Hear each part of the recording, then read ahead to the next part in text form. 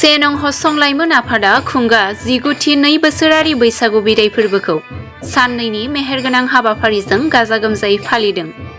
धेमाजि जिल्लानि सिङाव थानाय से नं हसं गामिनि लाइमोन आफादा खुंगा 19थि 2 बोसोरारि बैसागु बिदाय फोरबोखौ खन्थाइ आवरायनाय, सावगारि आखिनाय, बाथ्रा दान्थेलायनाय, खारनाय, गोजौ बारनाय बायदि बायदि हाबाफारिजों बैसागु बिदाय फोरबोखौ फालिदों।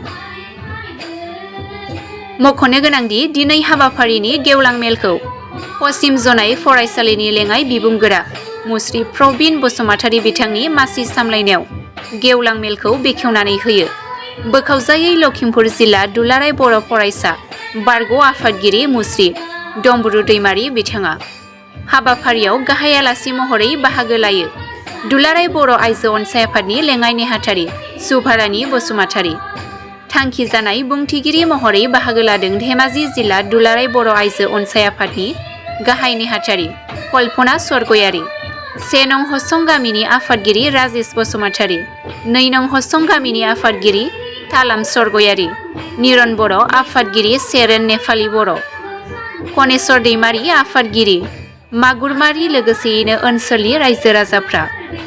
मख'जाथावदि से नं हसं लाइमोन आफादा खुंगा 19थि 2 बोसोरारि बैसागु बिदाय फोरबोजों लोब्बा लाखिनानै 2025 मायथाइनि HSLC आनजादाव 1थि थाखोआव उथ्रिसारनो हानाय फरायसाफोरखौ बरायनायजों लोगोसे मान बावदों। दिनै सिमेन्ट सापरिनि दख'रानि सिङाव थानाय से नं हसं गामिनि बिथांमोना 2 बोसोरजों बैसागु बादाय फोरबो मोनसे खुंनाय जायो।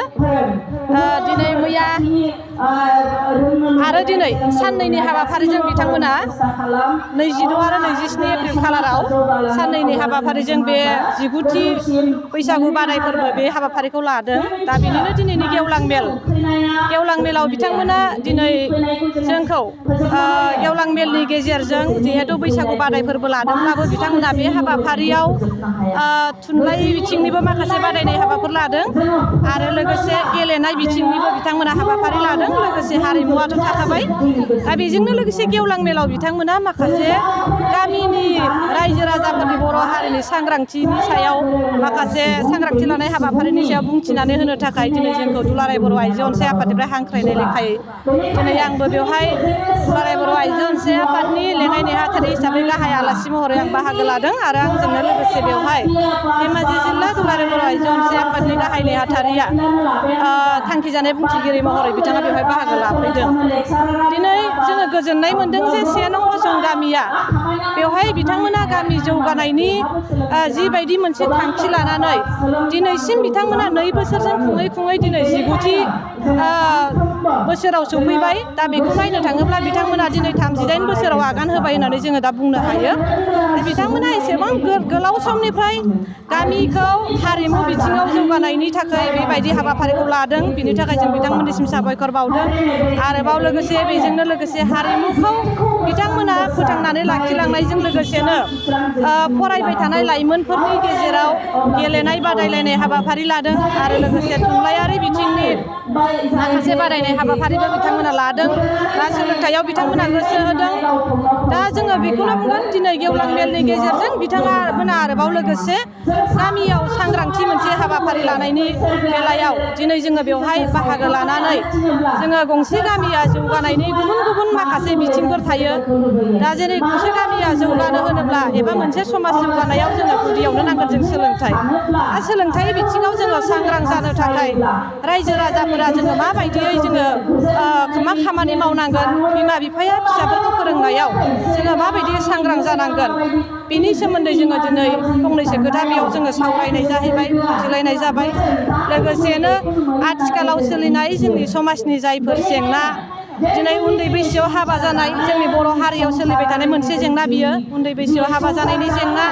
जाय जेंनाया दिनै सरखारनिबो माखासे नाजानायजों दिनै उन्दै बैसोआव हाबा जानायखौ होबथानाय जाय आयेन बेनि गेजेरजों दिनै सरकाराबो बेखौ होबथाबोदों।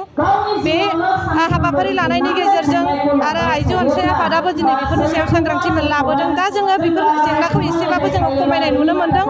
नाथाय जोंनि गेजेराव आथिखालावबो गोबां जेंना जोङो सोलिबाय थानायखौ जोङो नुनो मोन्दों।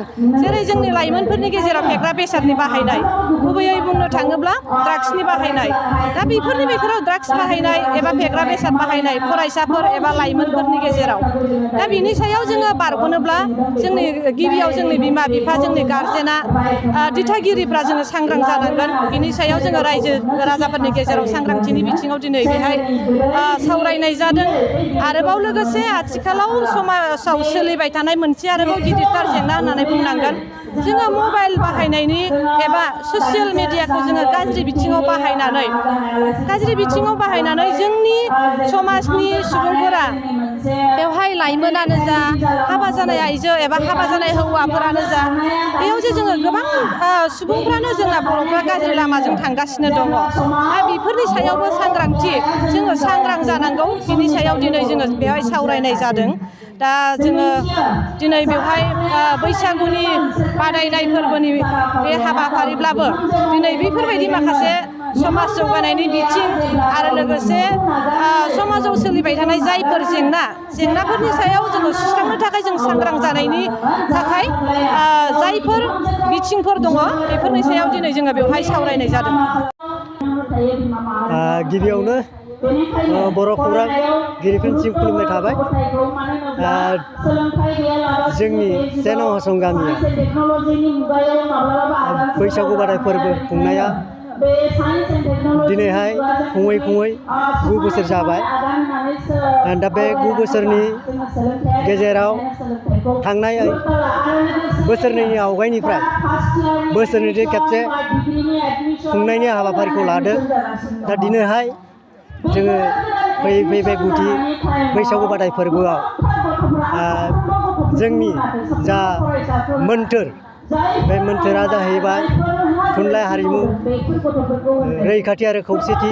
बे मोन्थोरखौ लानानै जोंनि उन्दै फंबाय बिनानाव एबा जाखांफुनाय लाइमोन सेंग्रा सिख्लाफोरा जोंनि गामिनिफ्राय जाहाथे बे बैसागु बादाय फोरबो हाबाफारियाव बाहागो लानानै जोंनिफ्राय मोसानाय मुसुरनाय गेलेनाय बायदियाव बिबान लाहैनो हानायनि बे हाबाफारिखौ नोजोर बोनानै खुंबोदोंमोन।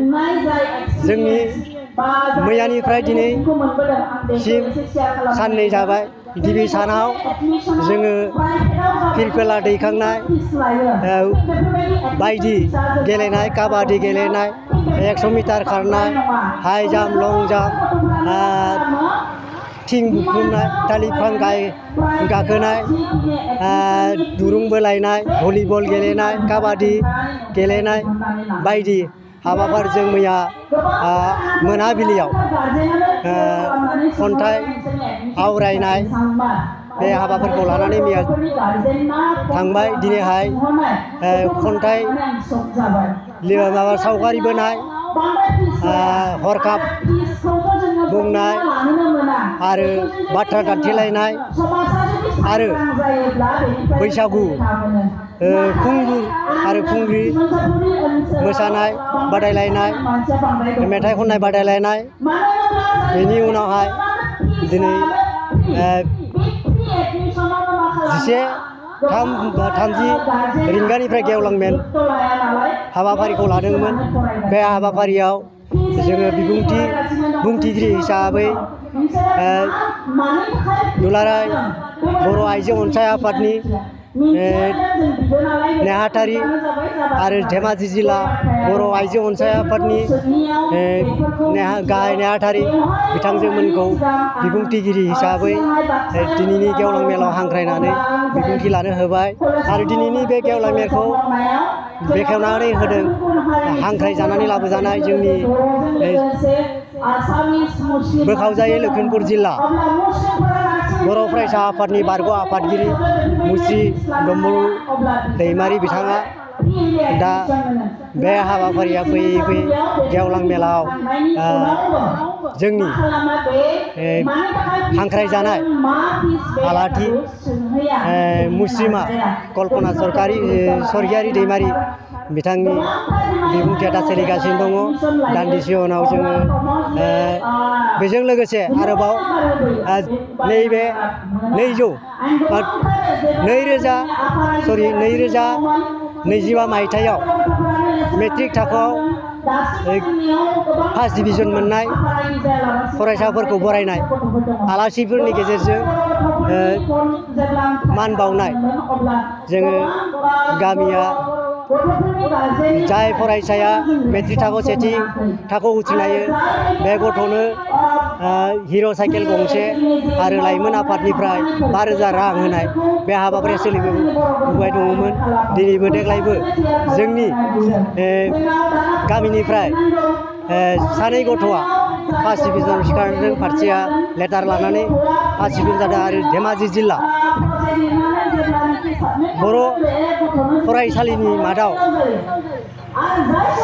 बर' आयदायाव सेथि थाखोआव बा बयनिख्रुइ बांसिन नाम्बार मोननाय गथ'आ जोंनि गामिनि गेजेराव सिखारदों। दा बिथांमोननो आलासिनि आखाइजोंनो साइकेल गथायनायखौ हाबाफारिखौ लानाय जादों। बे हाबाफारिया साननैनि थाखायमोन। दिनै जोबथि हाबाफारि। बे हाबाफारिया नैबे गेवलां मेल जोबनायनि उनाव